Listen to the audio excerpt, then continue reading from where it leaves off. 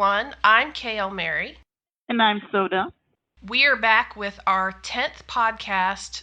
Now, today we have a special topic for you because it is our 10th podcast. And so both Soda and I were thinking of something that we could do which would commemorate the fact that we have finished the 10th podcast. And Soda came up with the brilliant idea of doing our top 10 favorite original series episodes. So when you came up with this idea, I thought this is both fantastic and terrible. Fantastic, obviously, because we both love the original series. I'm sure we've seen, some of these episodes multiple times. But obviously terrible in the same respect, because how do you cut down all your favorite episodes to just 10? And when I started this journey, I printed a list of all 80 episodes. And I thought, okay, easiest way for me to start this is to just scratch out all the ones I know I don't like. But the first time I did that, I got down the list to 30. And from there, it was quite the battle. So I have been working on my list for a couple of days, sort of rearranging, trying to cut down to my top 10. And what I've discerned, Soda, is that my list probably makes no sense to anyone but me. I think I know what you mean. Yeah, so, perhaps if we had given ourselves some criteria, like technically the best episodes, or from a storyline, what we think are the best episodes, from a character perspective, I think perhaps maybe it would have been easier, but knowing that it's just our personal top 10, I have many and varied reasons why I love an episode or I don't like an episode. And so when I was trying to cut it down to the top 10, I couldn't pinpoint, is it because it's character-based or this or that? I think where I landed with my list was, these are the most entertaining episodes for me.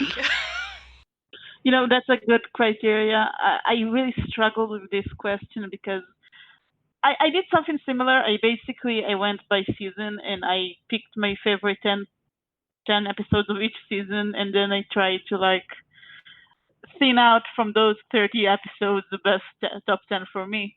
And I really struggled because it's what are the top 10?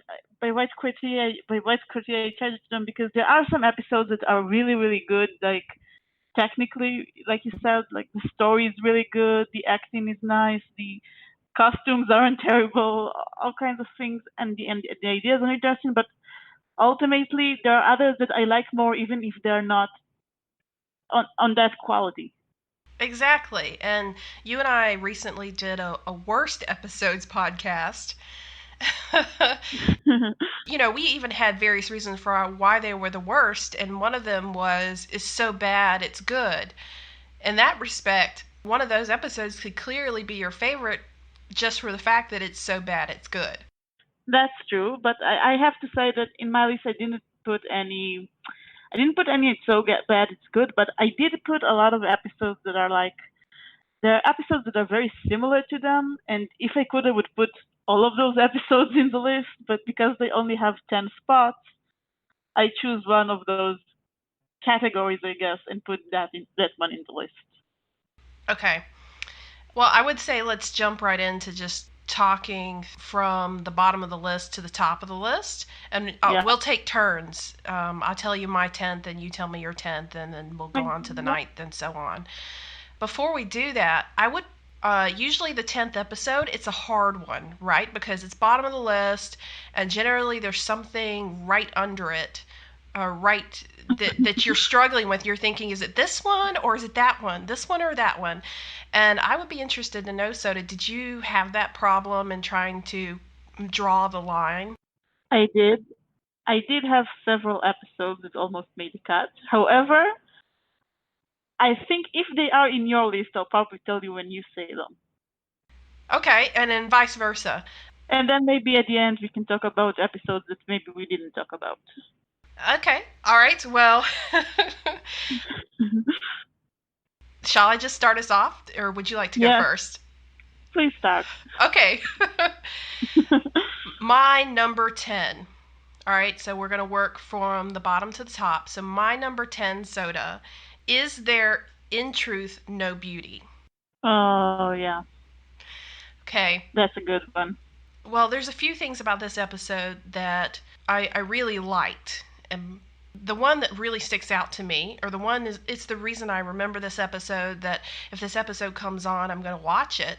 It's because Spock struggles with the knowledge that he's missing out on an opportunity to work with the Medusan ambassador, but he seems to have ultimately decided that his place is on the Enterprise. So this is a season 3 episode, right? Yeah. And by now, he's gotten to know the crew, and I think he knows that he fits in with the Enterprise crew, and that's where he wants to be. But they sort of start out the episode with him meeting the candidate who will be working with the ambassador, and she says, "I hear that you declined this opportunity." And he goes, "Well, my place is on the Enterprise." And I think from that moment, I think I was a little bit touched. And so obviously it has some more triumvirate aspects to it that I really liked. This is an episode where obviously this woman, Dr. Jones, is beautiful, right? Yeah. They just kind of make a point of saying that. And so, yes, Kirk looks a little smitten, and so does McCoy. But there's this part where McCoy goes, "There's something off about that woman." We come to find out that she's blind, and McCoy actually picks up on it when no one else does. So I like that as well, because it to me it was sort of a McCoy moment where you get to see that he is more observant of his surroundings than one might think, even when presented with a beautiful woman. There's this interesting little plot where Dr. Jones has a love interest. The premise of the story is the Medusan ambassador is so, quote, ugly that if a human looks at him, he'll go insane. But he also doesn't have a physical body, right? He lives in a box. Here, I brought the ambassador aboard the Enterprise, and yes, here he is. He's in a box. But don't open the box and look at him, because it'll drive you crazy. And of course, Kirk is worried about Spock, because Spock is still half human. And Spock is like, "I can handle this. I have my visor," so on and so forth. There are things in the episode which require that Spock kind of mind link with the ambassador, and then ultimately Dr. Jones is the right candidate. But maybe a lot of people won't think of it as a triumvirate episode, but to me it is. It has all the elements there, because Kirk sees a pretty woman, but his ship is first and foremost. He can put that aside to make sure that he gets his people back across the Great Barrier. Spock has a moment where he might struggle with this really fascinating opportunity that he's already turned down. He's still fascinated by it. And then, of course, McCoy gets to show some of his talents. Yeah, I really do like this episode, and I think one of the aspects that I like about him, aside from the triumvirate, is that the main character, one-off character, Dr. Jones, is, I like that she's, on one hand, she's not really like a love interest, she's not really a love interest character for any other character. But on the other hand, she's not really a villain either, and it's kind of rare in Star Trek, in the original series, to see a female character that is neither a love interest or a villain. She's a psychologist, right? She's a psychologist. She seems pretty normal, because obviously she has this disability, and she's found this opportunity that, to her mind, will help her overcome the disability. It's a great opportunity. She's a telepath too, I should say, to become one with the Medusan ambassador and have a sense that she does not have, in a way, restored, or in another sense to kind of make up for that lack. But naturally, she's jealous at the thought that someone else might want to be closer to the ambassador, or as close to the ambassador as she is, and that she could lose her opportunity. So she's very human. She's very human in her reaction. She's not, like you said, she's not good or bad. She has some personal gain here, and she just reacts to it probably as anyone else would. Exactly. She's a very interesting character. Yeah. Well, what is your number 10? My number 10 is also a season 3 episode. It's the Enterprise incident. Yeah, I think, you know, they said that, the people who fought for, the series was about to be canceled after the second season. And a lot of people fought for the third season to be made, but then they saw the first episode of the third season, which was Spock's brain, and everyone kind of understood where the season was going. Um, but it's interesting that right after Spock's brain, which is considered to be one of the worst episodes of the season, comes the Enterprise incident, which is like one of the best episodes of the series. We get the Romulans back, and the Romulans are very good. They're very good enemies, I guess, that we don't see a lot in the original series.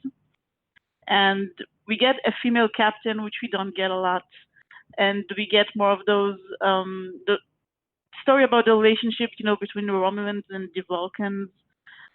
You can see that the Romulans are kind of curious about the Vulcans, that they're kind of related. We get the finger makeouts between Spock and the female captain. I really like this episode. It's really fun.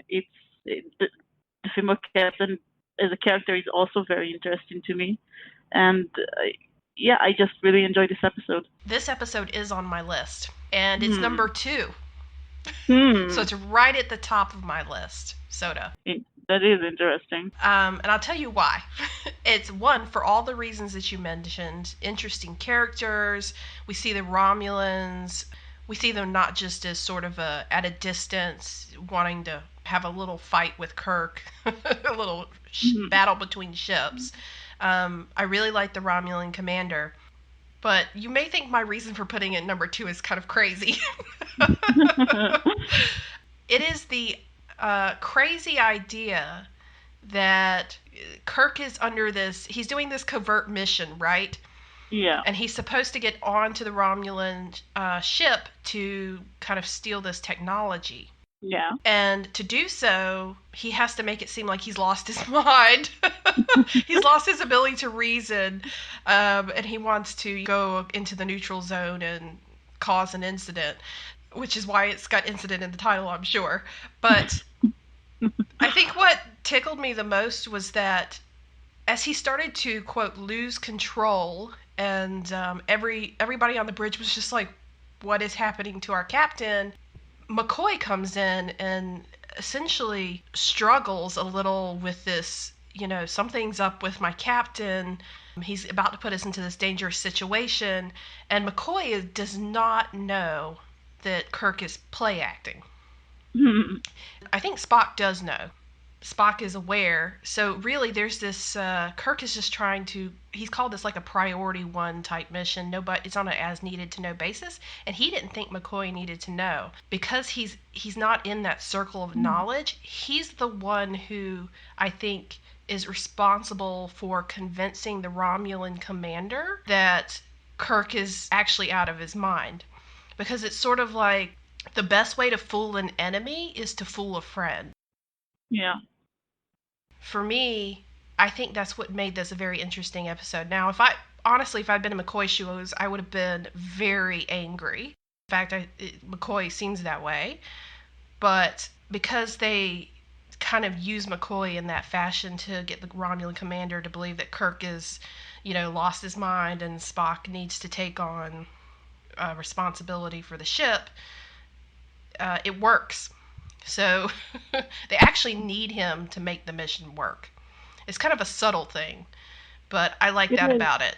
And there's one other thing I really like, and that's the ridiculousness of the Vulcan death grip. I think that's like one of the moments that I probably laughed the loudest out of all the episodes in the original series.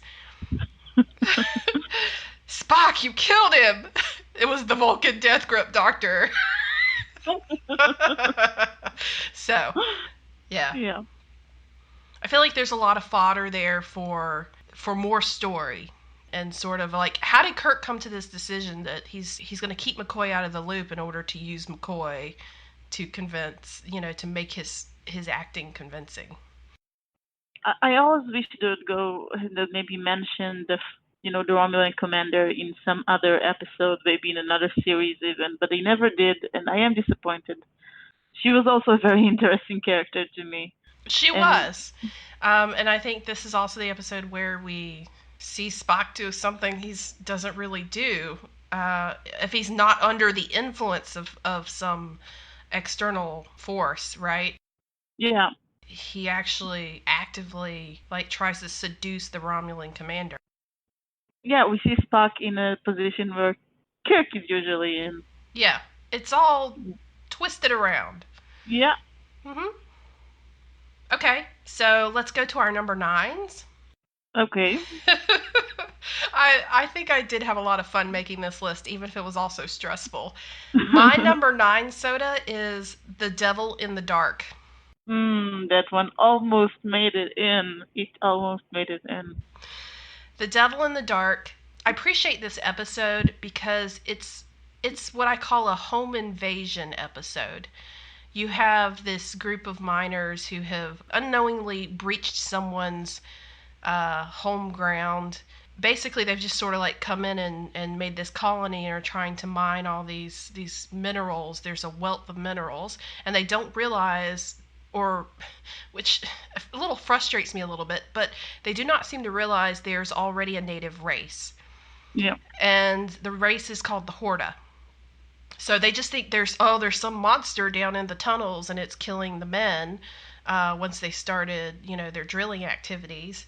And no, it turns out it's this really laughable type creature called the Horta. Now, I think in this day and age, they could do the CGI so well, it wouldn't be funny.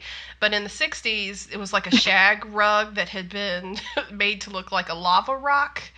And had a little fringe on the ends, and it would obviously it's so funny. Spock and Kirk first encounter the Hornet and shoot it with their phasers. When it tries to run off, it still runs off like a human. You can see somebody. It's like somebody crawling under the shag rug trying to across the set. So it's in no way, I think, you're just supposed to kind of accept what you see. I mean, even the fact that they say this Horta has the ability to dissolve the minerals in the rock around and make tunnels in a minute or less, right? Yeah. So it can literally make perfect tunnels through the planet, which means it has to secrete something that is highly corrosive. And yet, after Kirk and Spock's first encounter, they pick up a piece of the Horta. And then, later Spock does the mind meld, and he does the mind meld with the Horta. I'm like, is this thing not corrosive? But you just kind of have to go with it. I like this episode because I think it's the longest we see Spock do a mind meld with someone. That's possible. It's quite a long scene, actually, and there's a lot of emotion communicated through that link. And then obviously I really like the humor of this episode. They have McCoy come down, and McCoy goes, "I'm a doctor, not a bricklayer," and Kirk is, "There's a patient, you're a healer, that's an order."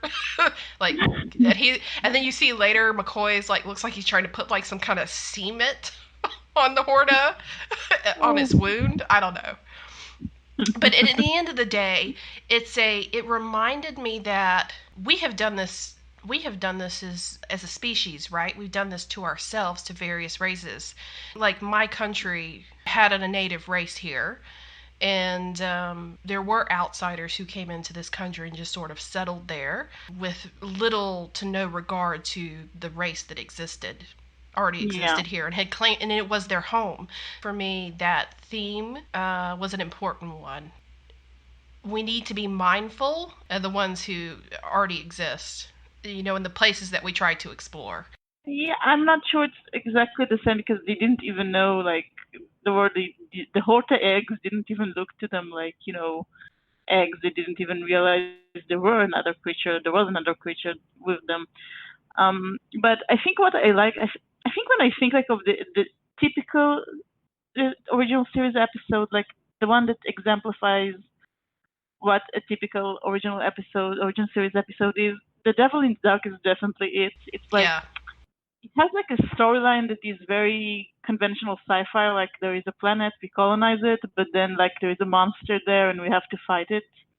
Mm-hmm. But then it turns out the monster is just like a person that doesn't look like us, but it's still a person, and it just wants to live. It doesn't want to hurt us, but we are hurting it, And its so it has children, to. right? As Yeah, Kirk says, a mother protecting its children. And, obviously that gives the miners a moment of pause because they go, we weren't trying to hurt anybody. We didn't know. yeah. One of my favorite lines from that episode is that Kirk explained the situation, and the head of the miners colony, or whoever it was like, but it killed some of our people, and Kirk is like, yeah, but you killed thousands of our children, Yes. and they're like, oh yeah. Yeah, this episode for me is just a reminder that you can't always take things at face value.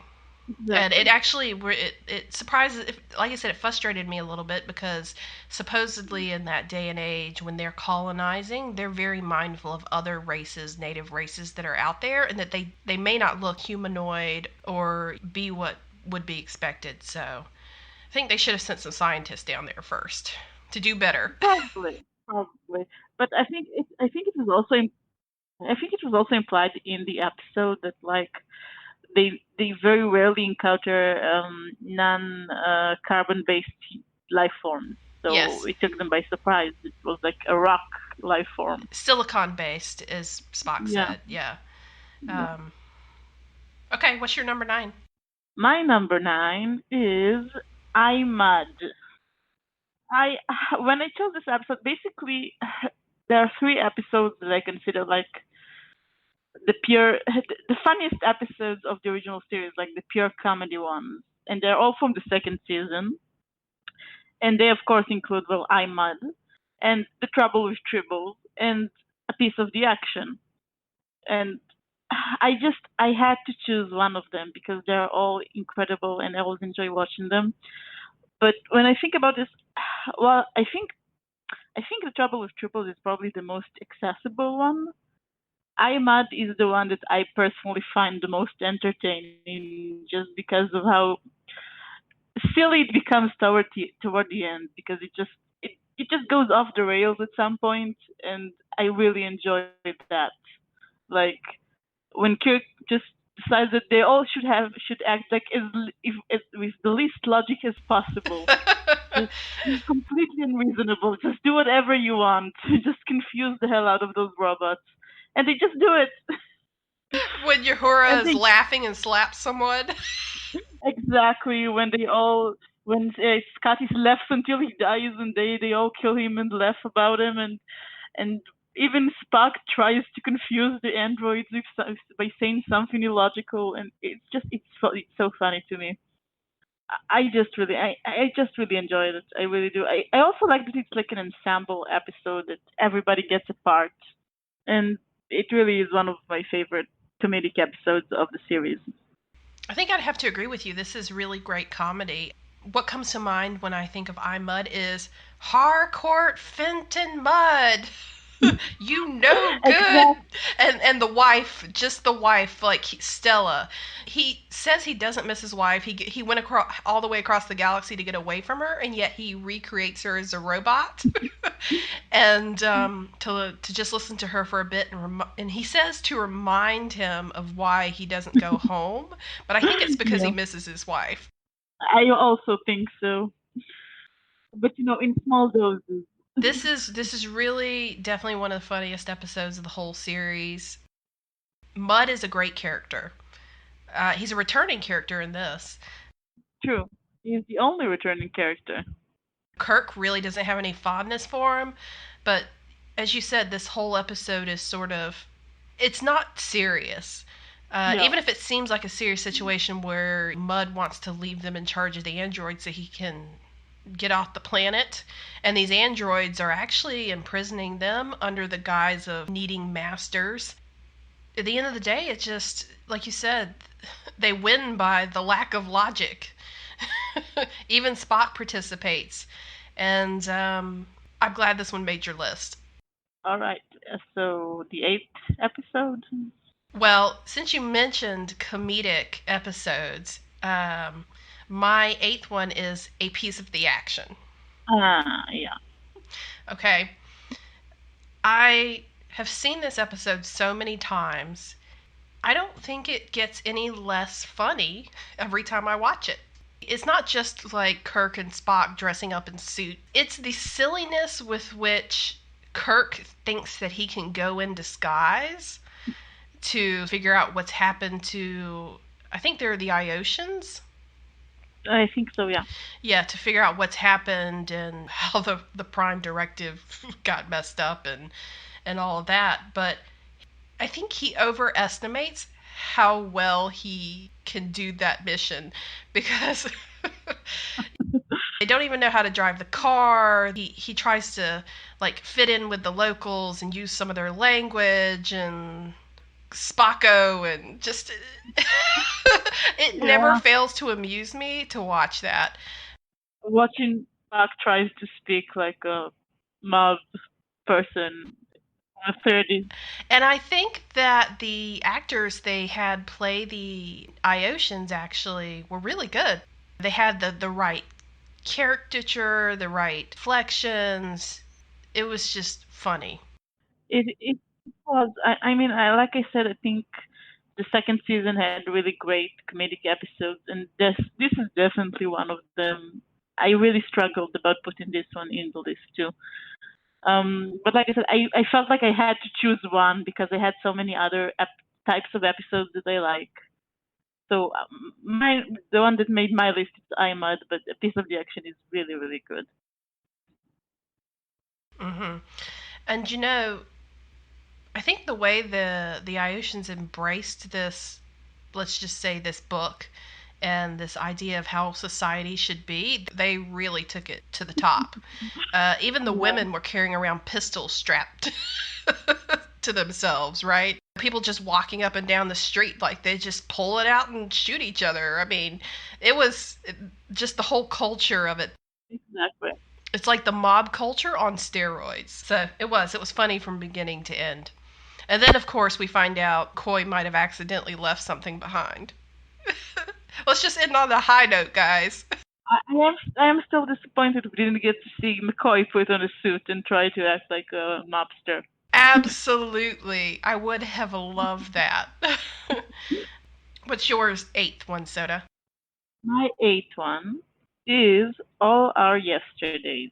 Okay. That one, well, for one thing, I agree with most. I think most people agree that this should have been the last episode of the third season, the one that kind of capped the series. It's just it's a very touching episode, actually. All in all, you get time travel, and you get McCoy and Spock getting stuck in the past of some planet that is about to explode, and its sun is about to explode. Yeah, its sun is about to go supernova, right? Yes. Yeah. So basically, the inhabitants of the planet all took off to other periods of time to live out the rest of their lives, and Spock and McCoy accidentally end up stranded in the Ice Age era of that planet. And they struggle and make it to a cave with the help of a local girl. And the time travel starts taking effect, and Spock kind of loses his mind.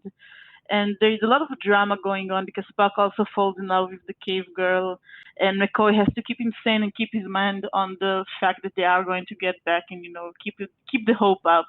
And meanwhile, in our times, Kirk is struggling to get them both back in one piece, and it's a lot of tension, it's a lot of drama. I think we see a side of Spock that we very rarely see, even in episodes where he's like under influence of substances and whatever. We don't really get to see him that angry or that, passionate. And I also kind of like the conversation he has with McCoy, where he kind of calls him out on constantly, making fun of his physiology, I guess. And I think it's also very nice that you can see this. Despite the fact that they fight like that, they also both very deeply care about each other. Spock takes care of McCoy when he's ill, and McCoy is very, very concerned about Spock's sanity, basically. And of course, Kirk is very concerned about both of them. This is definitely a Spock and McCoy episode. Like you said, they have some really tense, almost violent interactions once Spock starts to lose his veneer of civilized behavior. But like you said, they do care for each other very much because neither of them wants to leave the other behind. Yeah. When McCoy's struggling, when they first arrive on the ice planet, Spock is like, I'm not leaving you behind. And when Spock almost seems like he's considering staying with Zarabeth, McCoy's like, no way. And what I find interesting is that McCoy constantly uses the argument of, what about Jim? Yeah. Are you leaving Jim? Aren't you worried about Jim? I'm worried about Jim. What's going on with Jim? We gotta find Jim. Yeah. All legitimate arguments, clearly. I can see why this made your list. It's quintessential time travel episode, I think, outside of The City on the Edge of Forever. Yeah. Yeah.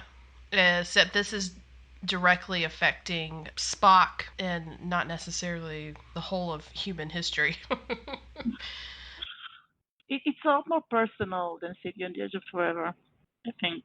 It is, yeah. I would say it's very much a character episode for Spock. Yeah. And I think it spawned a novel, didn't it? Where Zarabeth was pregnant and Spock's son was born after he left. And what is that novel called? Like Son of Spock or something? I have no idea, honestly. Yeah, there's some kind of novelization, I think, that has that storyline, which is really, it's a depressing thing that she is left behind. Once you have been through, let's say, the portal to another place or time, after a while you can't go back. You would die.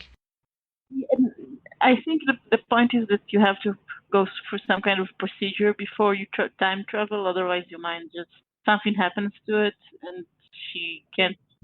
Yeah, and it's really, obviously it's sort of a sad ending for her because she was alone there for so long and she's going to continue to be alone, and she only had this like one brief moment of happiness and then it was taken away. There's quite the reunion between Kirk, Spock, and McCoy when they finally make it back. Oh, I will say that interlude is kind of interesting where Kirk ends up. Yeah. With the sword fighting and the getting thrown into jail. Typical Kirk. Typical Kirk. Okay, shall I move on to my number 7? Yes.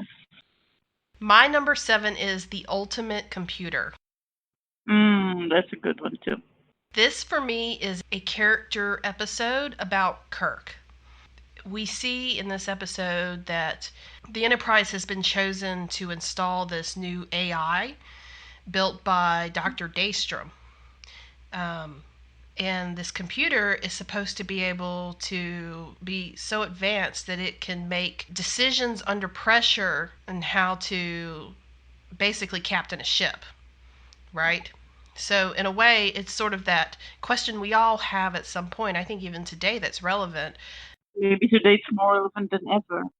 That fear that your job might be taken over at some point by AI or robotics, right? You're going to be replaced.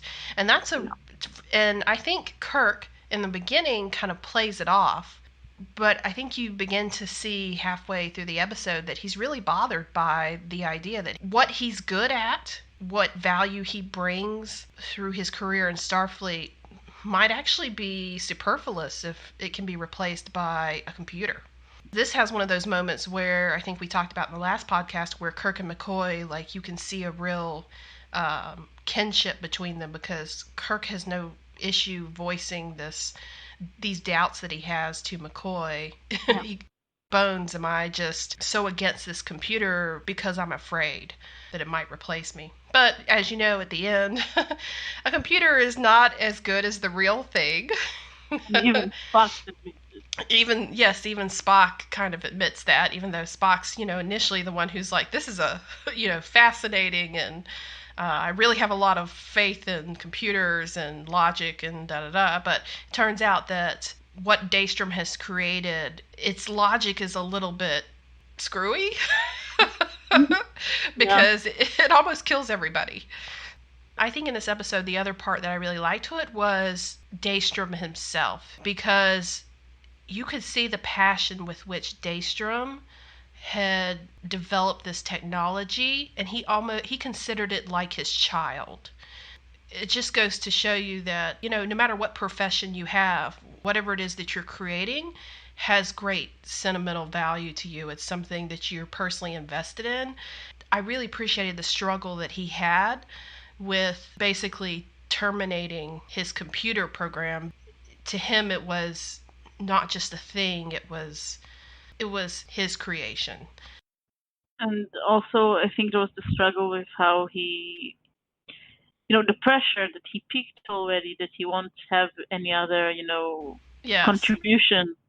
It kind of mirrors Kirk's, Kirk is afraid he's going to be replaced by a computer. Well, Daystrom thinks that his career is already past him, despite the fact that he's pretty young. It really is an episode for me that shows we put ourselves under a lot of scrutiny in the things that we do, but what we do does have value for others, and shouldn't be dismissed. Exactly. What is your number 7, Soda? My number 7 is Journey to Babel. Take us away. It's a fun episode. We finally meet Spock's family. He's the only character whose family we meet, but we finally meet them. It's interesting to see. Sometimes you kind of see a person's family and you kind of understand them better, and I think that's definitely one of those times. You meet his parents, his mother, his father. One of them is human, the other one is not. And Sarek's and Spock's relationship is really, really interesting, as is the relationship with his mother. And also we get to see a lot more of the Federation, of the different people of the Federation and who they are. And it's also a very important, world building kind of episode for not just the series, but the rest of the franchise. Like, to this day, fans are wondering who the Tellarites are because they're presented as this important part of the Federation, but no one ever talks about them. But yeah, the core of the story about Spock and his parents, and he struggled with his father, that we later also got more on in Discovery, and Sarah later becomes this actually kind of important recurring character in the whole franchise. He returns in the movies, he returns in The Next Generation, and he even returns in Discovery. So it's actually a very important episode, a very interesting episode, and a very good Spock episode. I have such a soft spot for parent-child struggles that's why Journey to Babel is number 1 on my list. So, I love this episode, Soda. I can't tell you how many times I've seen it. What brings me back to this story, it's not the Kirk foo, right? It's not Kirk fighting ridiculously, throwing himself around and getting stabbed, or it's not so much the espionage. It's what you mentioned. It's the family. It's the family that brings me back. So I love meeting Amanda and Sarek for the first time. I just like seeing Spock in that very personal environment, because he hardly ever offers anything of a personal nature about himself. He's in fact very secretive. And we get to see him, what he's like in an actual situation where he's with people who raised him and know him very well, even if he doesn't talk to one of them, right? Yeah. I think Amanda is one of the best characters in the original series. She probably is. She is the bridge. I think she is sort of like the success story of someone who can fit into 2 different worlds. Even though she's not biologically from 2 different worlds, she married into another culture. And that's a big thing these days, right? And more than that, she even agreed to raise her child according to that different culture. Exactly. And it takes a strong person, a committed person to do that, I think. You have to be committed to your heart and to your values, and just be very cognizant of not only the culture of your husband, but of how you don't want to lose parts of who you are. And I think it seems like she has struggled with that. You sort of get the subtext there that, hasn't always been like sunshine and rainbows for her and her husband, but that they have somehow made it work. And when I think about Spock, having come from that background, raised by those type of people, it really just kind of warmed my heart a little bit. So, like you said, it was a better way to get to know who he was by seeing him through other people's eyes who know him very well. And not just Kirk and McCoy and the people he's been on the ship with, but from an even more intimate perspective. His mother. The teddy bear. I mean, the things that she tells McCoy. Yeah, like you said, I really like the relationship they portrayed between Amanda and Sarek too, because they are very, very different people. You can Yes. see them in the way they talk to the crew, but they also do seem to really get along with each other and really love each other And have respect despite for all each the other. exactly. And then, of course, I think this is really a family episode. By the end of it, Spock is obviously willing to take on a very risky surgery for his father. Well, you only make that choice if you really love someone, right? Um, so we see a lot of hope at the end of that episode. Not just humor, where McCoy gets to order everybody to stay in their beds, and he seems to be right in his element. Yeah. Which there's a good bit of humor in this episode, but it balances out the seriousness of it too. So it's probably always going to be my number one go-to episode if I'm in the mood to watch the original series. Number 6, right? Number Yeah. 6. My number 6 is the Galileo 7. That's interesting.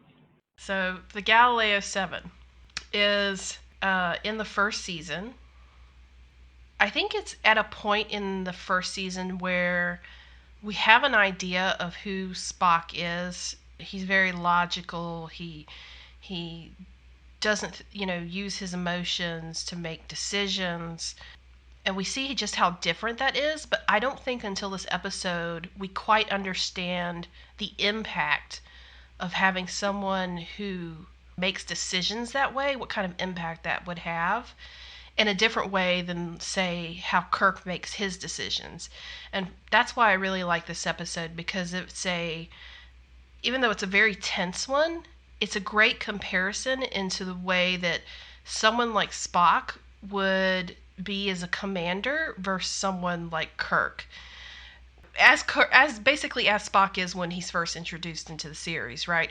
So it's sort of like everything comes to a head at which McCoy has been saying to this point about Spock, you're not emotional. It comes off as if you don't, really care about any of us. And then they end up on this situation where this shuttle gets stranded on this planet where there is a very aggressive native race who are attacking them. And at some point, one of the crewmen gets killed, and humans, being who they are, I mean, want to, they like the crewmen are like, this guy is part of our team. We just can't leave his body here. And Spock's like, we don't have a choice. So I think you really see the disparity between Spock's command style and what everyone else is used to under Kirk, and how that really drives tension. But the beautiful thing about this episode is, by the end of it, I think you begin to see that Spock realizes the way he makes decisions may not always be the best way, because I think before he came off as a little arrogant. Vulcans are superior with their logic and will always make the right decision, and I think he sees that just captaining by that method is not always the best way to do something. But the flip side of that, Soda, McCoy, who's been sort of aghast at this whole situation and really hassling Spock, I think begins to see the value that Spock brings, and just being and just his Vulcanness and the way that he approaches a problem to solve it. So I really like the push and pull in this episode. I I have to admit it wasn't one I considered for the top 10. Mm-hmm.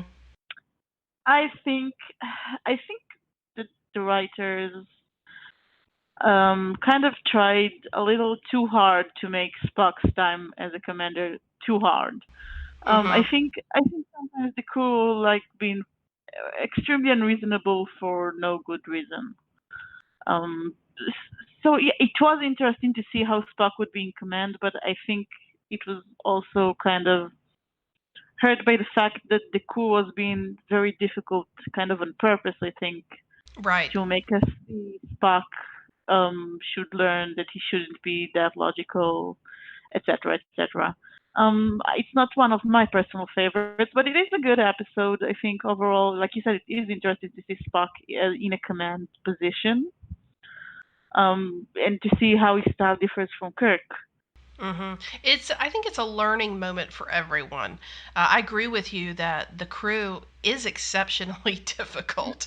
Um, it's almost like they're resentful that Spock is the one who's in command, Yeah. and um, and it actually has always made me wonder if in those beginning years when under Kirk's captaincy, if there wasn't a lot of tension aboard the Enterprise, just because Spock was a Vulcan. See in a later episode where there may be some feelings of bigotry that's kind of under the surface from some Yeah. crewmen. So I think maybe this really comes to a head in this episode, and for me, it's important that just the acknowledgement that this situation could happen. I don't know. I just found it important. It does. It's not a bad episode. It really isn't. Yeah, no, the only thing bad about the episode is that silly Commodore who is trying to make Kirk leave his crewmen behind. Come on Yeah. now. As if he would ever do that. So what is your number 6, Soda?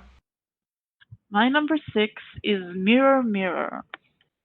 Yeah, basically a really good episode, I think. Another ensemble episode which I like. This one isn't a comedy, which you know. For one thing, it introduces the concept of the mirror universe and the parallel universe in general. In most, there's the joke about the original series and how most episodes are like they come to a planet and the planet is exactly like Earth in certain time or if certain thing happened. But this is a parallel universe, which is interesting because it makes the very specific um, proposition that this universe occurred because the people of Earth made a specific decision or several specific decisions differently than the people on our Earth, on the main universe of Star Trek. And that led them to become, instead of a peaceful federation that travels the stars and makes friends or tries to make friends, they became this autocratic dictatorship ruled by the military where you can't trust anyone and they're always out to look for more enemies, basically. And you kind of get there's a very interesting scenario of the characters coming to this alternate universe and kind of discovering who they are in this alternate universe. That kind of show you that no one is born a certain way. I think this episode kind of tells us that under different circumstances there would be different people, and it's a very interesting concept in general. What to say? Mirror Mirror is my number 4.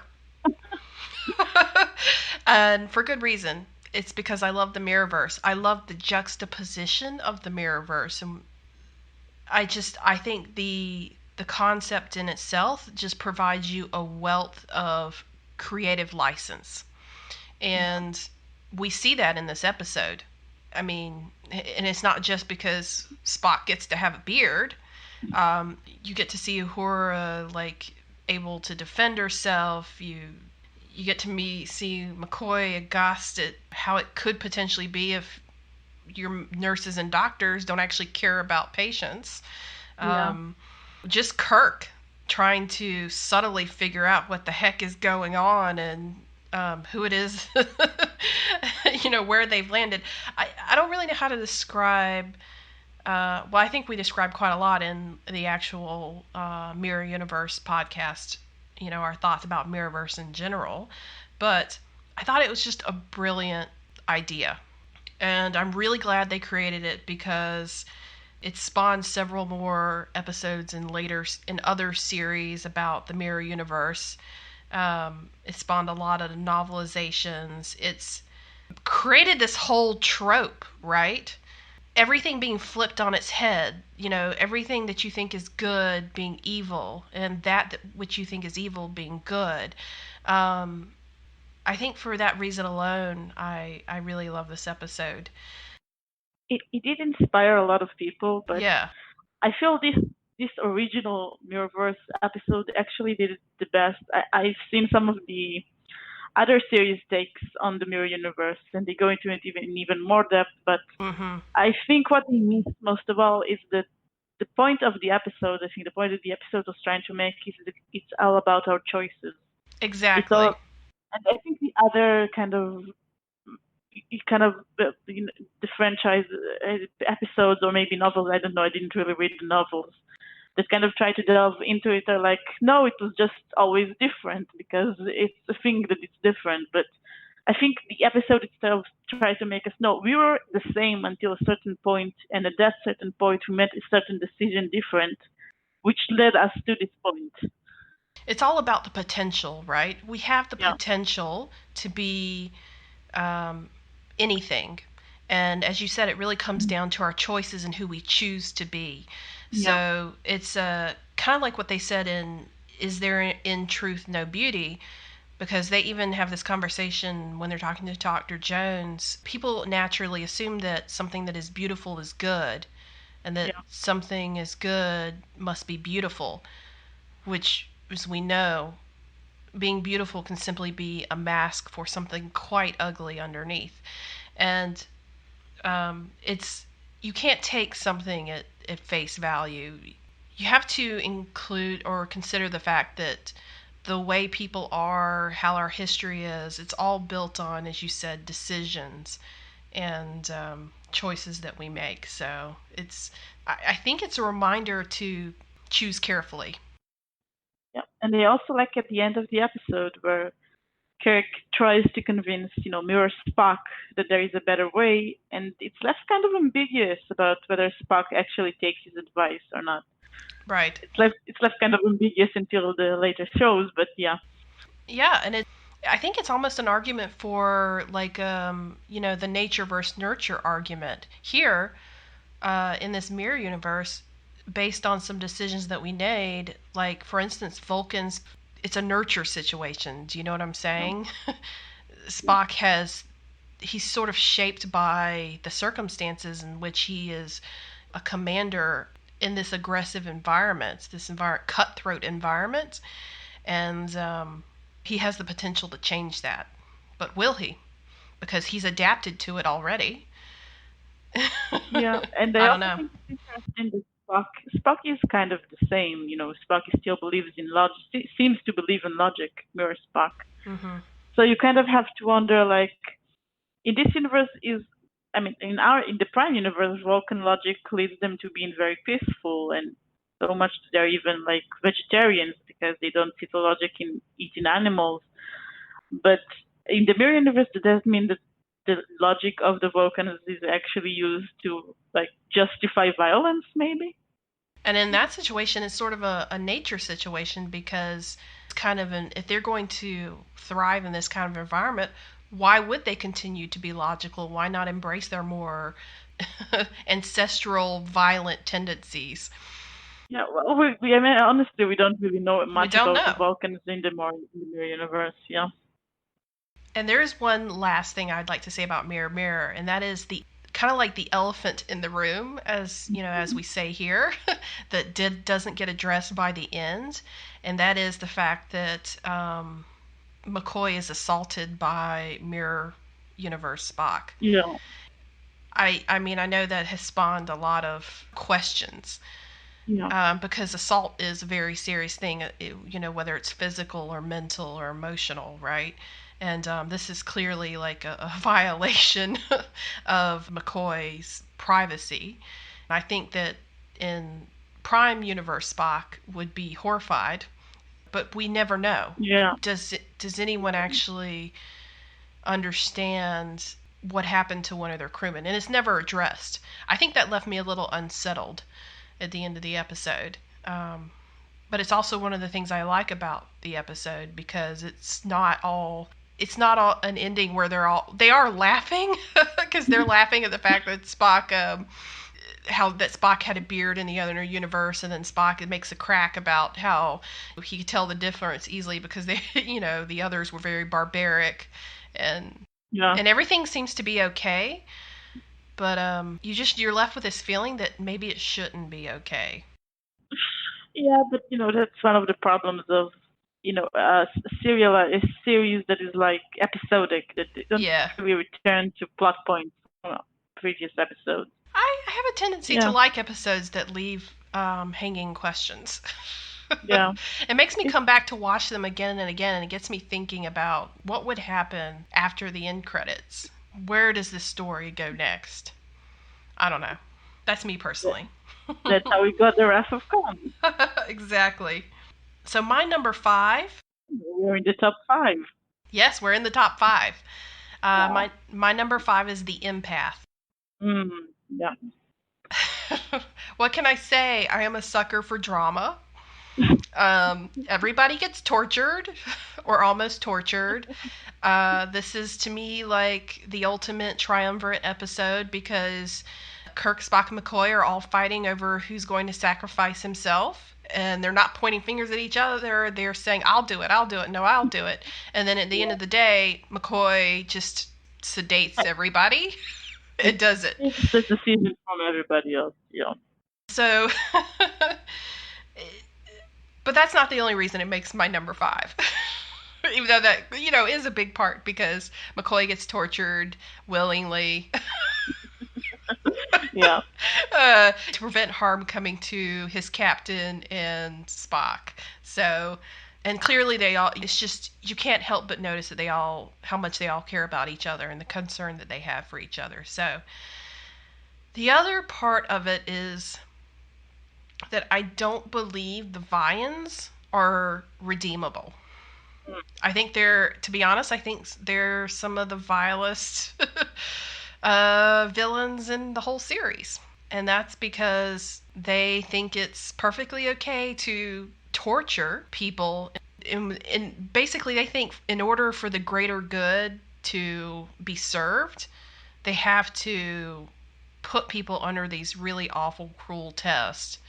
As you know, they're trying to decide which race is going to be saved. And clearly there have been some subjects that didn't make it through the test. Yeah. And then you had this empath, Jem. I would say her race seems almost, they seem very innocent, right?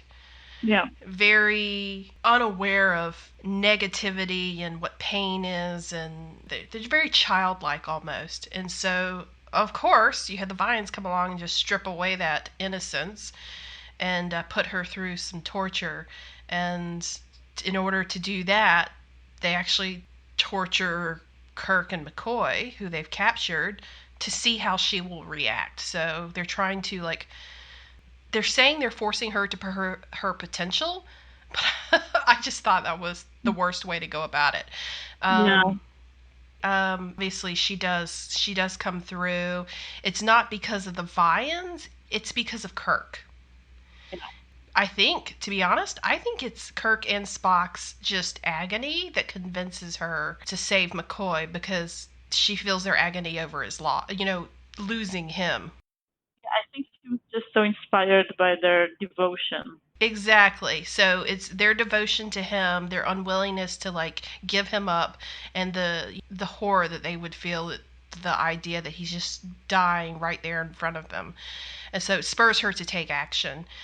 In that way, I think it's kind of a beautiful episode, because you get to see who McCoy, who he really is, bare bones, right? He's tries to stop Jim from saving him. I can't kill someone else to save my own life, kind of thing. Yeah. There's just so, like, the torture is really hard for me in this episode. Maybe for that reason it shouldn't be on my list. But all the other parts of it, I think the sacrifice that are willing to be made is what put this at number 5. And it's why I come back to watch it. The empathy is an interesting episode. One tidbit that I like about it, it's not really like in the episode itself, but rather about it, is that I think it's the only episode that was written by a fan, which I always like the fact, because they were looking for like episodes that are low budget because they ran out of budget, and they were looking through scripts and they found this fan script that was sent to them and they bought it, and it's the only episode of the series that was written by a fan. I think you just answered this question I've always had of why is it that I like this so much? It's because it was written by a fan who's probably exactly like me. Who's like, I just want to see McCoy tortured and Kirk and Spock upset, and then, let's just make it as horrific as possible and have these really irredeemable villains, and then everything's A-okay by the end. Yeah. Of course. I do like the part where they all, like, they have to make these decisions and they all want to be the one that gets tortured to save the other two. It's kind of silly when you talk about it like this, but it's actually very moving when you watch it. It's moving. But I think I didn't really consider it for my top 10. I do like it, but I don't consider it for my top 10 because it's a little slow for me in like every other aspect. Mm-hmm. Yeah. So that's just my personal opinion. But yeah, the part in it that is about the relationship between the three of them is really, really good. Mm-hmm. It almost entirely hinges on the actions of the characters. There's no props to support it. It's not very deep plot. It's not a very deep storyline, right? It's kind of like theater. You just have these people on this set, and everything they do is what moves moves the story along. It's I don't know how to explain it. It's very minimalistic, but I think they pulled it off. I felt exactly the same way. So what is your number 5? My number 5 is Balance of Terror. Good choice. Yeah, it's a really good episode. I think it's the first episode when I was first watching the series. The first episode where I watched and was like, I think I'm really beginning to like this show because it was, I believe it was the 14th episode. So it's the first episode that made me kind of realize that this is an old show. The effects are pretty bad. The acting is more like theater acting than TV acting than what we are used to today. But they still managed to like keep me on the edge the entire episode. It's just a fight between two ships. You barely see the ships. It's not like a fight like in Star Wars. It's a fight where you see like between two submarines. It's mostly about waiting and just biding your time and waiting for the right moment. And then when the right moment comes, we don't actually get to see like a lot of fire and fireworks. We just get to see like the ships kind of move, and yet we are still kind of gripped by it because you're like, we want them to succeed. The stakes are really high. You can kind of feel the fear that this can result either in the destruction of the Enterprise or in the start of another war. And you really feel it. You really feel the weight of it. And you get like, Kirk is this tortured guy who knows he's possibly leading his ship to its death, but also kind of wants to prevent another war. And you get, McCoy, who is worried about McCoy and Spock, who are worried about Jim, and the captain and the commander of the Romulan vessel, who is kind of in this mind game with Jim, where he knows what his empire wants, but he also doesn't really want another war. So it's a really, really interesting, very tense episode that I just really enjoyed. Isn't this our first introduction into Romulans? That for me is probably why this episode almost made my list. I think it was a great introduction into a non-Federation race that you might at first assume is, Klingon-like, right? Actually, I think they were introduced before the Klingon. I say Klingon-like because you might think that they are really like the bad guys, but in truth, what you see is that just because they're not part of the Federation and they have, quote, an empire, doesn't necessarily make them that different. Yeah. So yes, they're still, they may be more militaristic, but you can have, like you said, kind of that jaded commander. He may be in an empire, but who says he wants to fight, right? Yeah. He could very well want to avoid a war and more killing. So I think from that perspective, I really enjoyed that episode, and also because it is the first time we see another race with pointed ears. Oh, yeah. This is what I alluded to with that bigotry comment, because this is the one where Kirk says there'll be no bigotry on my ship. Yeah, it says like keep the bigotry in your quarters. It has no place on the bridge or something like that. Yeah. And well, Spock is sort of interested to meet the Romulans too, obviously. But he's also, I think you said this in another podcast, he's nervous, right? Yeah. Kind of nervous of how, like, the crew seeing this other race that's just like Vulcans, but obviously on the other side of the battlefield and, quote, their enemy. What does that make them think about him? Yeah. So I really. Oh, this is also, of course, the first time we meet the actor, Mark Leonard, who later plays Spock's father. Yeah.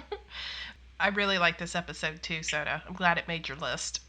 Yeah, I kind of wish that the other series kept this thing where the Romulans looked exactly like the Vulcans, because I think it made the relationship between all the races more interesting. But yeah. When we move on to the number 4, my number 4 was obviously Mirror Mirror. So what is your number 4, Soda? My number 4 is The Naked Time. Oh, wow. Yeah. Go ahead. I gotta hear this. Listen, it's a really good episode. First of all, it's the episode that introduces us to the characters' like motivations and characteristics and what moves them.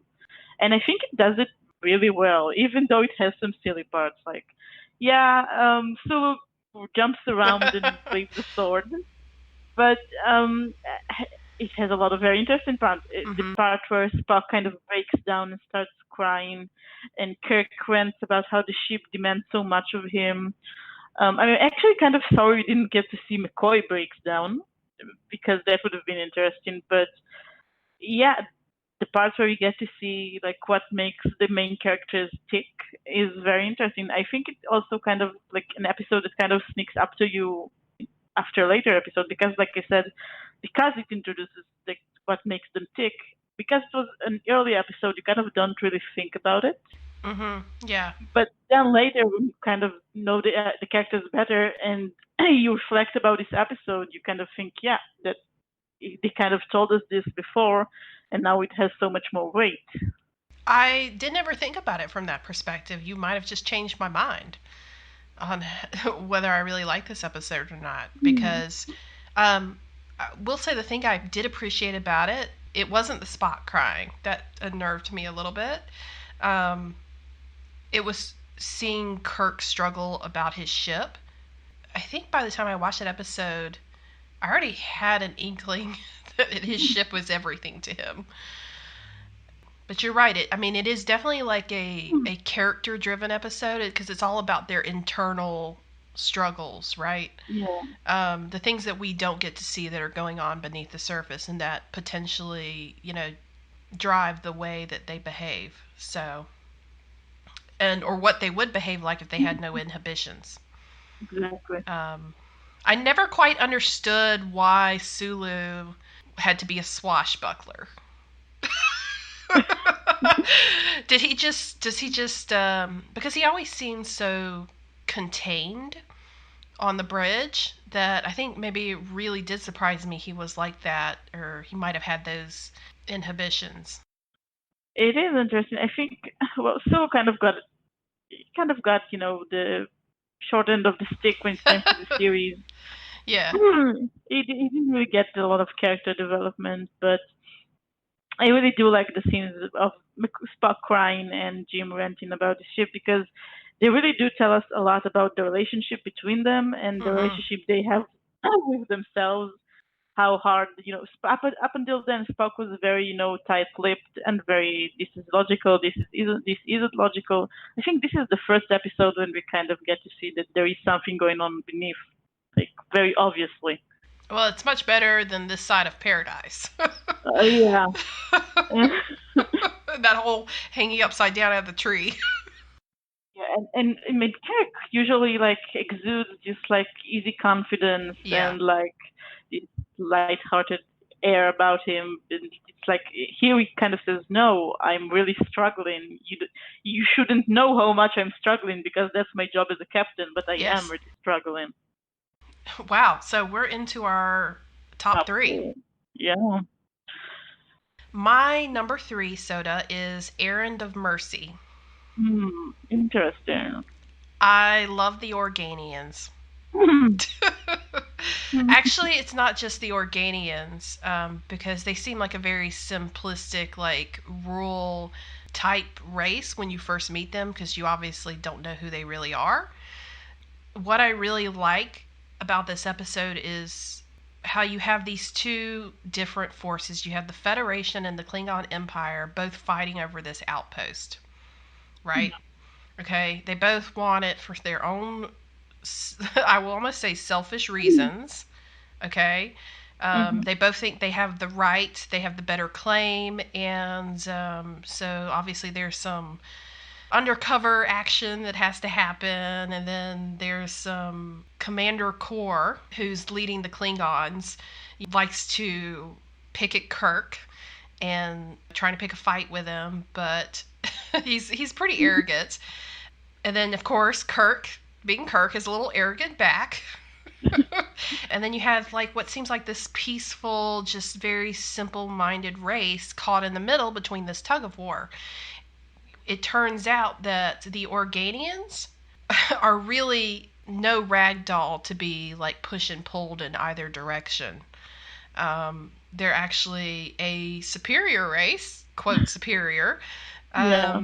that More advanced race. a more advanced race. Yes, they're a more advanced race that does not actually have physical bodies, or well, they don't have to have physical bodies, and they're of a mind that the children are actually the Federation and the Klingon Empire. So Yeah. it's kind of like they were almost putting up with this little scuffle that was going on this planet because they were never really intimidated, right? They knew that like these are some children in a play yard having a fight over, having a scrap over who gets to be at the top of the fort. Right, and so when they finally reveal that they're actually a little more powerful, a little more advanced, and they're not a prize to be won, that's my favorite moment of the whole episode. And it really, I think the first time I saw that, I was just kind of like, yeah, wow, this is definitely needed. You need to put these guys in their place. I mean, we think the Federation's so great, and obviously the Klingon Empire just thinks, they should own the universe. It's about time somebody took them down a notch. And it really does put things into perspective. So even though I know that now, when I go back and watch the episode, it now it just amuses me, I think, as it amused the Organians to watch Kirk and Kor fight over over this planet. I just like the storyline, I think. I don't get tired of watching it. It's a nice episode. I said in the beginning that I consider like episodes that are similar to each other, and I had to choose one of my favorites. And I think one of the genres of the original series is the Enterprise meets like this very advanced race, or someone who turns out to be from a very advanced race who teaches them a lesson, basically. And there is another episode of that vein that I like more, so I picked that one. But this one is also a good episode. I have nothing to add aside from what you said already, aside from, the funny costumes that they put Kirk and Spock in. Yeah. The little cape Spock wore and the tights. Yeah. And the fact that Klingons don't even parade around in costumes, they're just like, we're Yeah. Klingons. Yeah, And we're here to quote, negotiate. Yeah. Which their tactic of negotiating is a little different than Kirk's. When you have two parties that are fighting over something or at war or don't necessarily get along, it really does add something to it to put it into an outsider's perspective. Like, Yeah. really? You're just some squabbling children. Grow up. And I think that is the first point at which, for the series, I started wondering, what would the Federation be like in another, say, 500 years, if it still existed? Like, how would both races, Klingons and all the races that make up the Federation, pass this type of pettiness that they're still capable of? Even though I would say the Federation, they're being united. Yeah.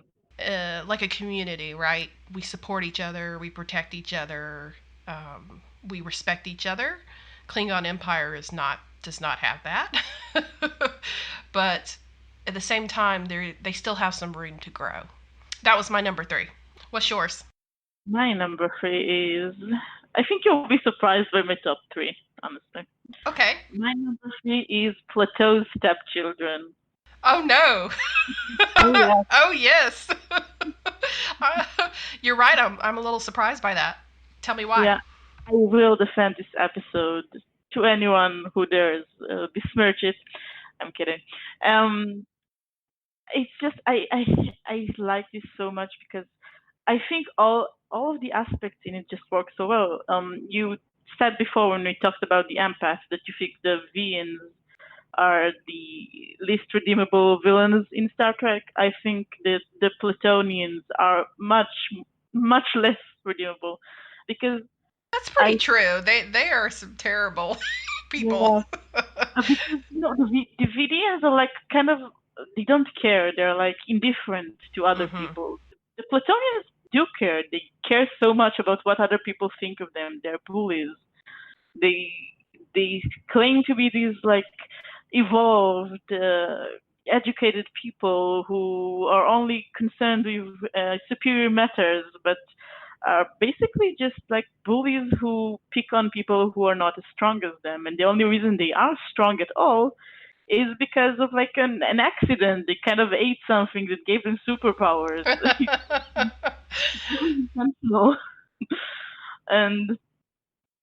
And besides that, there's of course, the relationship between Kirk, Spock, and McCoy is so strong in this episode. After all, the entire point of this episode is these Platonians, the spoiled children they are, insist that McCoy should stay with them and become their private doctor, and McCoy doesn't want to.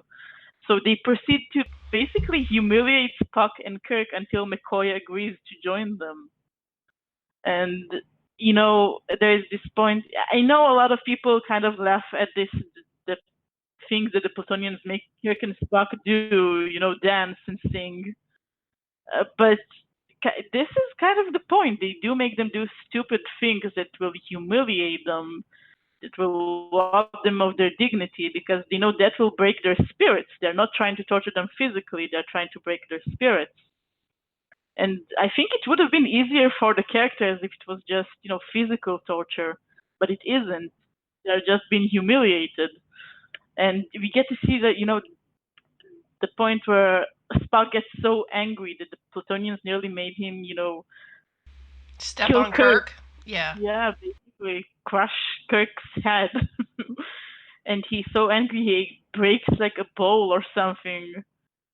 And Jim and McCoy look so like concerned because they've never seen Spock like that, because no one has ever done anything like that to them. No one was this cruel and petty to them. And there's also Alexander, which is a great one-off character. I really love him. I remember the point where Kirk, asked him if there are more people like him around, and Alexander immediately thinks he's asking if there are more, dwarfs around, and he's like, no, I'm asking for more people without superpowers around. And it's also a great point about disabilities in the future.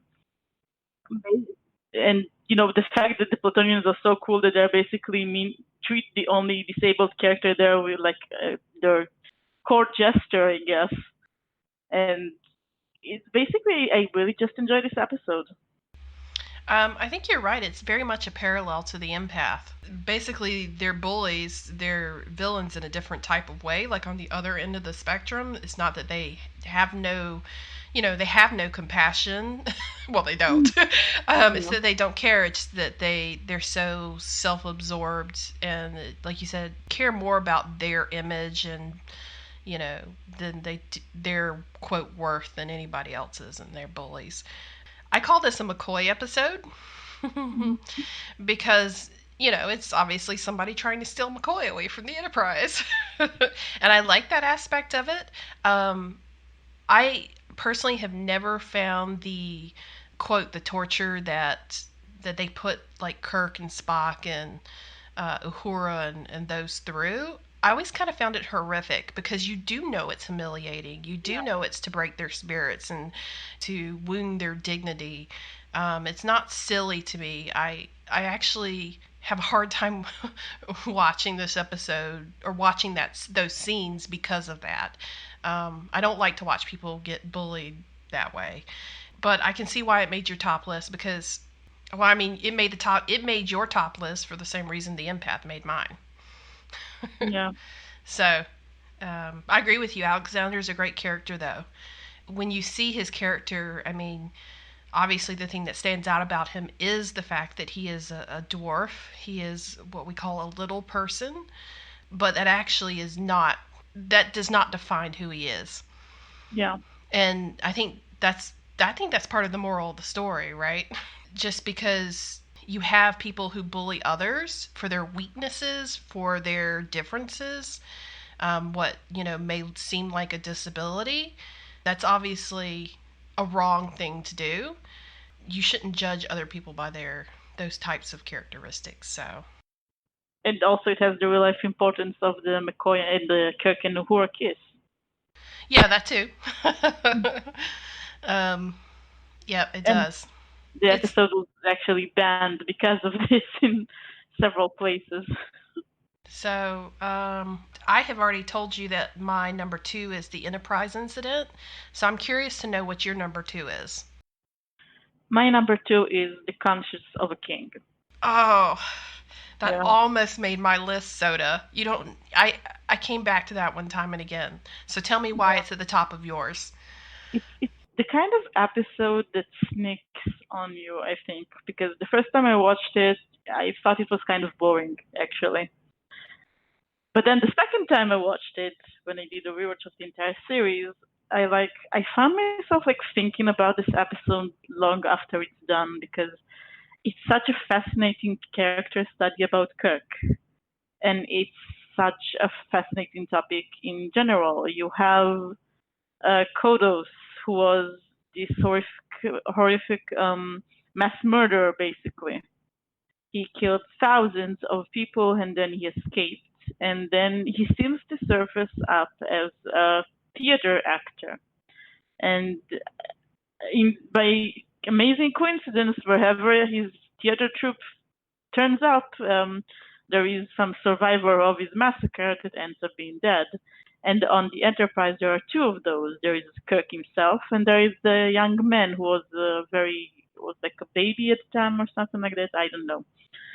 And just the emotional kind of journey that Kirk goes through, trying to verify if this is indeed Kodos, and if he is, what should he do about it? Because, he has a responsibility as a captain, but he also suffered so much by this person's hand. So many people did.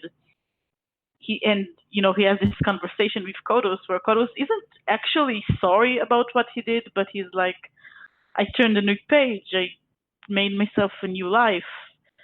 And I have a daughter now, and people would depend on me. And it's kind of, Kirk is kind of at a loss about what to do, and he wants revenge, but it's not like he can forgive him. Yeah. Yeah. I mean, what he did was horrific. Exactly. And, McCoy and Spock are both very concerned when they find out. And it's fascinating episode. And I personally really, and of course the twist ending that it wasn't even Kodos who was doing those murders. It was his daughter. This is very much a Kirk character episode. It was my struggle between the ultimate computer and the conscience of the king. Yeah. As like Kirk character episodes, which one I liked, which one would be on the list, and the reason I didn't put the consciousness of the king on here is because, to be honest, I was not a fan of the daughter. I mean, she's crazy, obviously, right? Yeah. Well, it's not the daughter so much as it is I think in that episode we really did not need the potential love interest between Kirk and Lenore. Yeah. While I agree, I also think it was kind of clever to make that, Kodos isn't the one going around and killing the survivors. Oh, absolutely. Yeah, absolutely. I thought there didn't need to be that potential of infatuation, because there was no need to make Kirk more agonized than he already was. Yeah. He, like, the hardest, obviously the most internal struggle he was having is over whether or not he needs to avenge these people that have died, now that he has finally found Kodos, or he should do his duty, basically, and be more like an objective party and just arrest Kodos and let due process occur. I didn't think he needed the added burden of Lenore, whom he was attracted to, had, sympathy for. Yeah. For her to be the murderer. Now, I liked her being the murderer. Fine with me that she's crazy. I think he just, I thought the internal struggle over what to do with Kodos was enough, more than enough. And that's what I really liked about this episode. I really like the fact that Spock and McCoy, like, almost instantly pick up on the fact that there's something wrong. And then, of course, they confront Kirk about it. I won't say they try to help him with the decision, but they're there for support.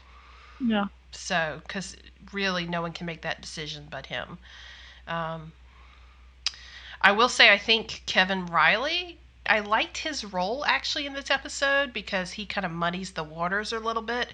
He's young enough that he doesn't remember probably the specifics of what happened. He just knows that he was a victim, his family died. And he's very young, right? Yeah. And obviously, his immediate thought is get revenge.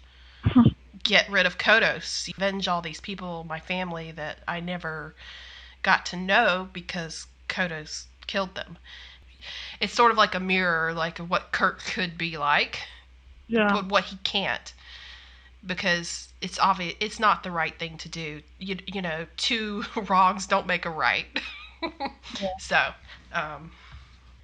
I do love this episode, though. I do love this episode. My number one was obviously Journey to Babel, and I want to hear what your number one is. I'm really excited. My number one is Arena. Wow. Okay, tell me why. When I think about, not like when I said The Devil in the Dark is like the quintessential TOS episode, when I think about the best TOS episode, best Star Trek episode, what it should look like, it's Arena, because on one hand it has a great story, a great message, and a lot of great sci-fi tropes. On the other hand, it has all the silliness of the original series that you expect, which I like. I like the silliness of it. I like the campiness. I like the stupid fight in the desert. I like it. But I also like that it's an episode where, like I said before, you like the episodes of the Organians. I like that this higher being, this highly advanced being comes on and is like, why are you two fighting? You're such children. Yeah. And you can resolve it either by fighting or by talking, and give them an option, and they choose. Well, the Enterprise chooses talking, and I like the fact that the villains of this episode are violent, but at the same time, the Enterprise does kind of stops and is like, "Wait a minute, we didn't know. Maybe this actually was their space. Maybe they did have people here. Maybe I don't know. Maybe we did something wrong. We should like calm down and talk about it first." And the fact that they really can go to like aliens that did, you know, did kill people and then kind of still pause and think like maybe we were in the wrong too is like one of the best things about Star Trek. It's kind of one of my favorite things about the franchise in general, that like people have come in the future have come to such a place where we can actually do that instead of immediately jump into violence, basically. In that way, it's a lot like The Devil in the Dark. It's almost like it's like a combination between The Devil in the Dark and The Errand of Mercy. And I also like that unlike The Devil in the Dark, the Gorn are never like presented as has been good all along, but it doesn't really matter because they still deserve rights. Exactly. There's so much campiness to this episode. Yeah, there is, and that's also why I like it because it's entertaining. It's entertaining. It's so funny. It's one of the funniest scenes in all of Star Trek.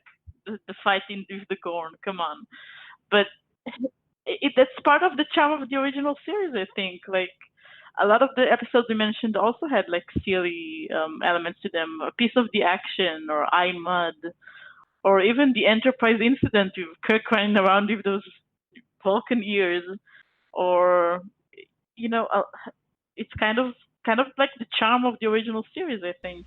It is the charm of the original series. I mean, probably more non-Trek fans know about the Gorn.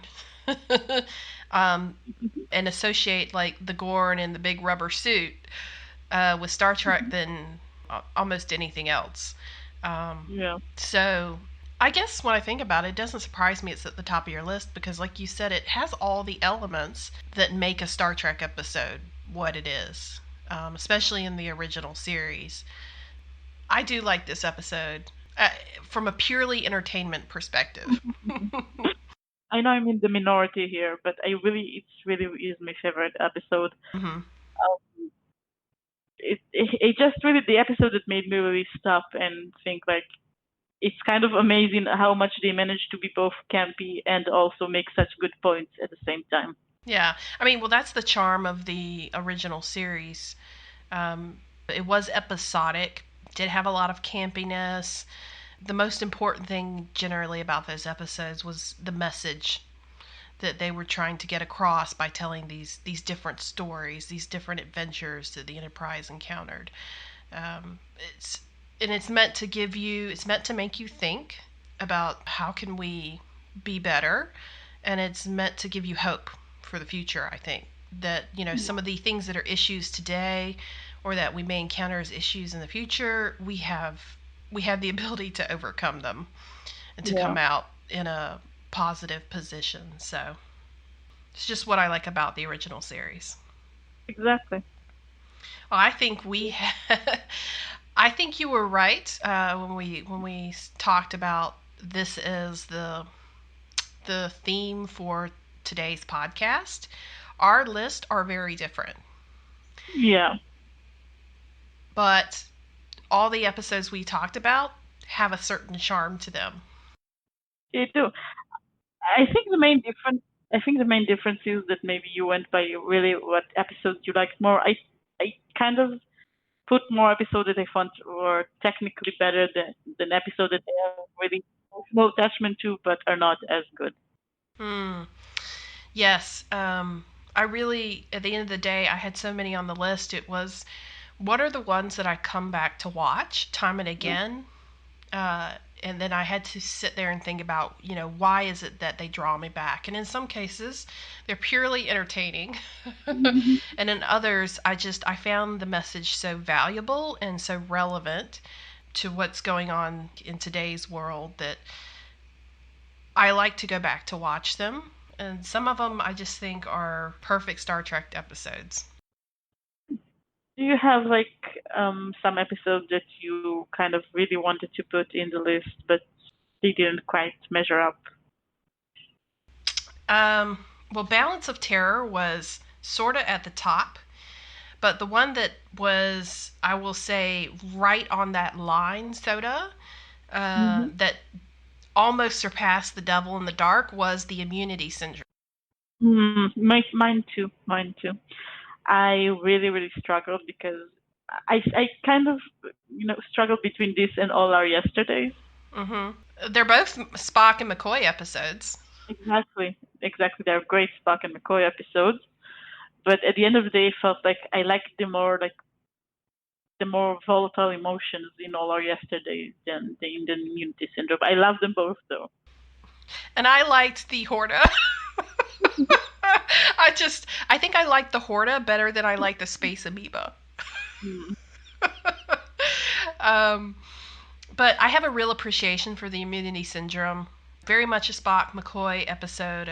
We talked about it in the last podcast, how it really brings out the dynamic between them. Sort of, a little bit of the competitiveness, but also of the concern and care that they actually have for each other. And it also places Kirk in a position where he has to choose between two crew members, two friends that he really values. And of course, he would not want to see either of them in peril. But as a captain, it is his duty to decide which one, since the situation has to happen, which one he might potentially sacrifice. And that's a choice I wouldn't envy anybody. But we see that Kirk he's strong enough to make that decision, even if McCoy's not happy about the results. It's a good episode. I think it's a good character episode for Kirk, Spock, and McCoy. Yeah. Let me see. The other one, there was The Consciousness of the King was right up there, Soda. Obviously, The Balance of Terror. And then the other one, and you may really laugh about this one, is Turnabout Intruder. Oh, I am laughing. Why that one? Okay. My reasoning's a little strange. It's the body swap trope. Oh. I feel like the original series is one of the first sort of mainstream shows to do this trope.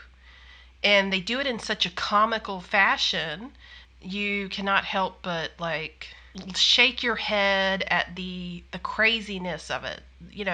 Shatner's acting as a woman in a man's body it's almost cringeworthy. It's just so over the top.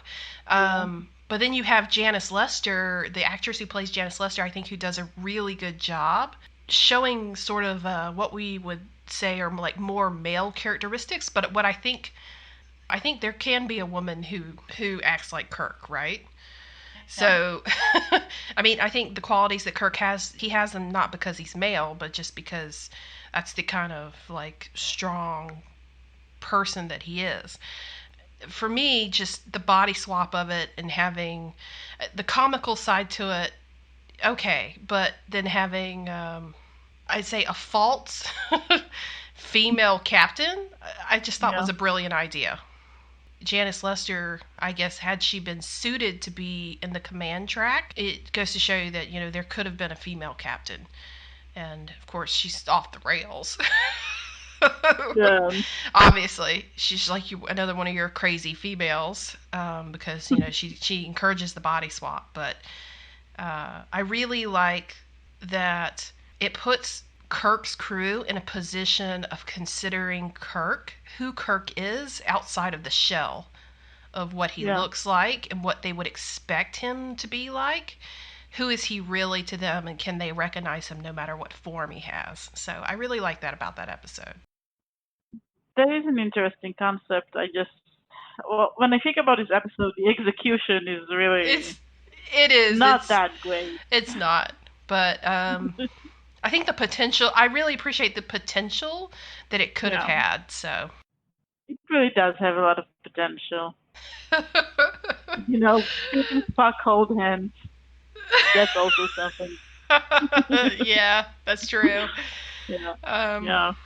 And it's just another reason for, Spock and McCoy to merge minds. Clearly. Yeah, really. I had I had so many episodes that it hurt me to reject, but I had to. Like I said, when it came down to thinking about comedic episodes, both Trouble with Tribbles and A Piece of the Action were really, Mm-hmm. really close, but Ima just kind of edged on them. And there are a lot of classics that they really want to put in. A Mock Time, Yes. City on the Edge of Forever, Yes. The Doomsday Machine. Just a lot of classics that kind of had to be pushed aside. But the closest one that nearly made it in, but just at the last moment they had to replace it, was the Menagerie. Okay. I I mean, I'm not surprised. The Menagerie is, well, it's a two-parter episode. It obviously was, I think, written with a lot of care. It's just great. It is. It's a really good episode. Even when I first watched it, I just was gripped by it. Even though it was a two-parter of a series that is already kind of it's slow compared to today's series, but it was really interesting. And I like the characters. I like the old characters. I like the introduction of Captain Pike and Number One, and I enjoyed Spock's, the kind of reveal of who Spock is. That just because he's logical doesn't mean he also always follows the rules. He's also very loyal, and it was really just a great episode. 2 episodes, I guess. Obviously, it's a very, a character episode for Spock. Um, Yeah. did it happen to replace one of your other, Spock character episodes? Yeah. Yeah. Because, I mean, obviously we get to see kind of what Spock's history was with the previous captain of the Enterprise. But the most important thing is we see how loyal he is. Just Yeah. whether Exactly. it's to his former captain or his current captain, loyalty is just something that makes up Spock's nature. I really like that you mentioned the Doomsday Machine because that was right there near the top. Yeah. Like within the next five down. And I love the Doomsday Machine not because of the funny looking telescope that's supposed to eat planets, Yeah. which I think is just the best, the best prop ever. I do. It's top of the list of my favorite props, right under the Horta, the rug that was for the Horta. Yeah. Um, I like the crazy captain. I do. I also like him. I like to see how the regulations work, such that a person who is clearly out of his mind can come in and just take over command of a ship, and there's almost nothing the crew can do about it. Yeah. It's actually kind of frightening. I mean, obviously, it's a Kirk is in danger episode. Yeah. But Kirk still manages to save the day, even though he's in danger. Of course. But I think I've always was more fascinated about, just the tension and the very deep uneasiness that was on the bridge while that guy, um, what was it? Was it Matt Decker? I think so. Yeah. While Matt Decker was in command of the ship and obviously about to, he wanted to avenge what happened to his crew. So, Yeah. yeah, I do like that episode a lot. Honestly, we could have done a top 20 list. Top 30 list. I have so many episodes that I do like to go back and watch. So, but it was very much an adventure trying to cultivate a top 10. And I really enjoyed listening to what yours were, and then kind of comparing that to what mine were. You reminded me that there are a few more episodes that I probably should have put on my list. I was really surprised by your list. Honestly, it's not what I thought it was going to be. Well, it couldn't all be like Kirk, Spock, McCoy episodes, I could didn't it? think it was going to be all Kirk, Spock, McCoy episodes. I honestly I did expect a little more McCoy episodes, maybe. I struggled with that, Soda. I also thought you'd put more classics in than I did because I was like, oh man, am I going to actually put all of those classics out? But you know. Actually, I did consciously try to weed out some of the McCoy episodes because I do love them so much. For the World is Hollow and I've Touched the Sky, The City on the Edge of Forever, The Empath, all those are like McCoy episodes to me, and I just kind of just thought of those three, which one would I put on the list, and that was The Empath. Yeah. So, but you know me, I'm such a big fan of McCoy. I had to give Kirk and Spock their moments too, clearly. Even if it wasn't in a good light, like in the Galileo 7. But I think it was a learning moment for Spock. So that's why it I made it think on my so. list. I still maintain that Pluto's Stepchildren is a good episode, even though I It know a lot of is. people hate it. I used to think it was a McCoy episode too. Like I said, just for the fact that, well, somebody wants to steal your doctor. But there is more to it than that. There's definitely more to it than that. The reason is just I do have a really hard time going back to watch it because of the bullying. Yeah. So, and one of my criteria for this list was, do I generally like, have I watched it multiple times? And, what would I show a friend?